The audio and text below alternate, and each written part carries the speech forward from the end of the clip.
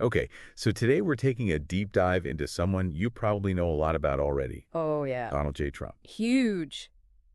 But we had so many requests to really get into his story, Absolutely. like Yeah. beyond the headlines, right? Right. So we've got a lot of material to go through today. Sounds good. And we're going to try to really distill Yeah. how he went from New York real estate all the way to the White House and everything that came after. Yeah. It's quite a journey when you think about it that way. Yeah. All those different chapters. To get us started, let's go back to the very beginning. Okay. Donald John Trump, born in Queens, New York Yeah. in 1946. Mm-hmm. And you really can't talk about Trump without talking about his dad, Right. You really can't. Fred Trump, who was a big deal in real estate himself. Right. It seems like Donald was kind of surrounded by that world from the very beginning. Yeah, absolutely. I mean, it wasn't just growing up around it. Right. What we've seen in a lot of the sources is that Fred Trump was known for being very aggressive in business, Yeah. a real win-at-all-costs kind of mentality. Yeah. So you can imagine that being the environment that young Donald grows up in. Yeah. Probably instilled a certain drive in him Right. and a real sense of competition.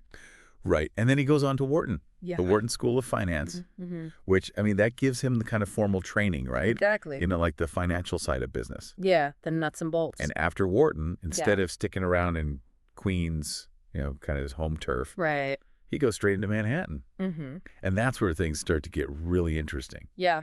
His ambitions get a lot bigger. Think about Trump Tower. Oh, yeah. Like, that wasn't just a building. It was a statement. Absolutely. What do you think it was about Trump Tower that really made it stand out? Well, it was huge, for one thing. Right. And it's in a very prominent location. Mm. But it was also really deliberate about the branding. Like Yeah. the design of it. The fact that he put his name on it in big letters. Right. It was projecting this image of luxury Yeah. and success. And I think that really connected with people. Like aspiration, Yeah, right? it was aspiration. Like, this is what you could have. Exactly. So he's building these huge projects in Manhattan. Right. But he also runs into some bumps in the road. Oh, yeah. I mean, there are bankruptcies, lawsuits. Mhm. How did he navigate that? Well, if you kind of zoom out and look at the bigger picture, Yeah. those were setbacks, obviously. Mm-hmm. But he always seemed to find a way to come back from them. Right. And it really speaks to his ability to use his name. Like his brand. Yeah, his brand. Even when things weren't going well. Yeah, he always found a way to kind of spin the narrative. Right. Maybe deflect blame or restructure things. Mm-hmm.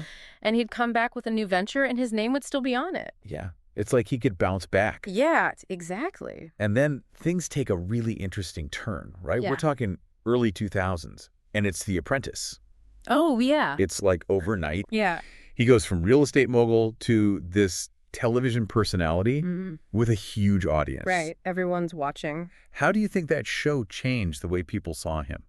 Well, it's interesting because The Apprentice let him create this whole new persona. Mm-hmm. It wasn't just about business anymore. You've guess. got the boardroom, the dramatic music, Yeah. and of course the "you're fired." Oh, yeah. It was like he became this symbol of power, Yeah. like a no-nonsense leader. Like the ultimate boss. Yeah, exactly. And that connected with people Right. in a way that his real estate deals never could. Yeah, it was a much wider audience. Absolutely. And that catchphrase, You're fired. it wasn't just a TV thing. Yeah, it became part of the culture. It was like he had this authority. Mm-hmm.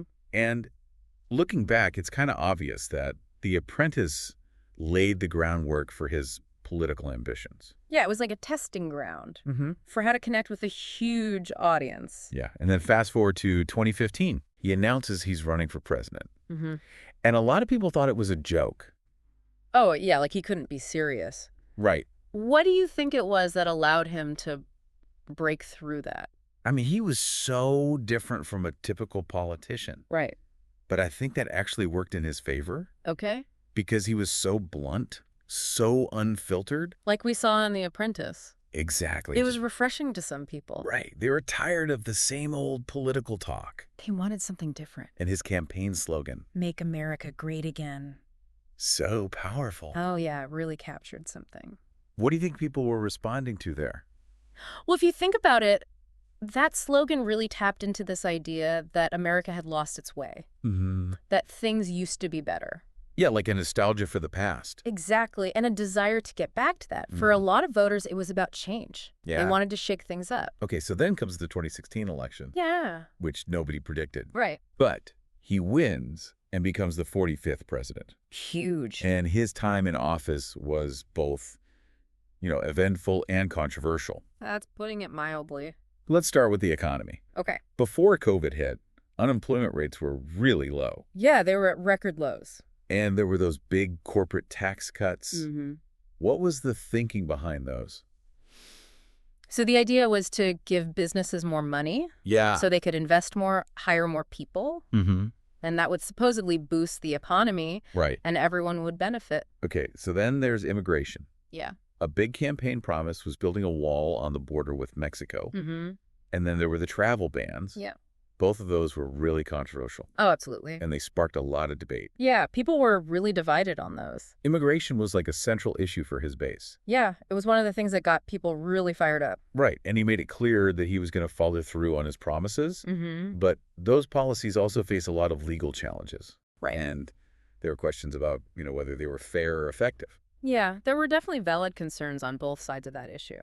Then in foreign policy, you had these meetings with Kim Jong-un, Yeah, the North Korean leader. which was a pretty big departure from how things were usually done. Absolutely. And then taking a much tougher stance on China, Mm-hmm. especially on trade. Yeah, he really shook things up on the world stage. These were big changes. Yeah, he wasn't afraid to go against the grain. Right? Like engaging directly with someone like Kim Jong-un. Mm-hmm. That was a big gamble. But he presented it as a way to get things done. Yeah, he said the old ways weren't working. Right, and with China, it was all about trade imbalances. So yeah, he felt like China wasn't playing fair. And then there were the judicial appointments, Mm-hmm. including 3 Supreme Court justices, Yeah, that's a huge part of any president's legacy. because those appointments last a long time. Exactly. They have an impact for decades. And of course, there were the impeachments, Yeah, 2 of them. which is pretty unprecedented. Absolutely. The first one was about abuse of power related to Ukraine, Mm-hmm. and then the second one was after January 6th. Yeah. Those are really divisive moments. Yeah, the country was really split on those. And then you have the COVID-19 pandemic, Mm-hmm. which was a huge challenge for any leader. Right. And there was a lot of criticism about how he handled it. Yeah. Especially at the beginning, Right. when he downplayed the severity of the virus. Yeah, and his whole communication style was really something. Oh, yeah, he was constantly on Twitter, Mm. battling with the media. It was like a reality show. Kind of. So he Yep. leaves office in 2021, Yeah. but he doesn't go away. Not all. There are all these legal investigations. He keeps saying the election was stolen, Right. so he's constantly in the news. It's remarkable how he's managed to stay relevant. And then he announces he's running for president again in 2024. Yeah. Says he wants to finish what he started. Mm-hmm. It's clear that he's not done yet. No, he still has a lot of ambition. So when you look back at his whole career, Mm-hmm. his legacy is really complicated. People have very different opinions about him. Like his supporters see him as a disruptor. Yeah, someone who challenged the status quo. Right. And they felt like he was fighting for them. Like he was on their side, Exactly. but then his critics see him as really dangerous. Yeah, they felt like he was a threat to democracy Mm-hmm. and that his rhetoric was really harmful. So it's a really mixed bag. It is. So as we wrap up this deep dive into the journey of Donald J. Trump, it's pretty clear that he's had a huge impact on America. No doubt about it. And the story's not over yet. No, not even close. So we want to leave you with a question to think about. Okay. Regardless of your own opinions about Trump, Yeah. what do you think are the most enduring aspects of his influence? Mm-hmm. Like, what's going to be his lasting legacy? Well, interesting question. And what does his rise to power tell us about the state of American politics? It's definitely something to think about. Absolutely. So that's it for today's deep dive. Thanks for having me. Until next time. See ya.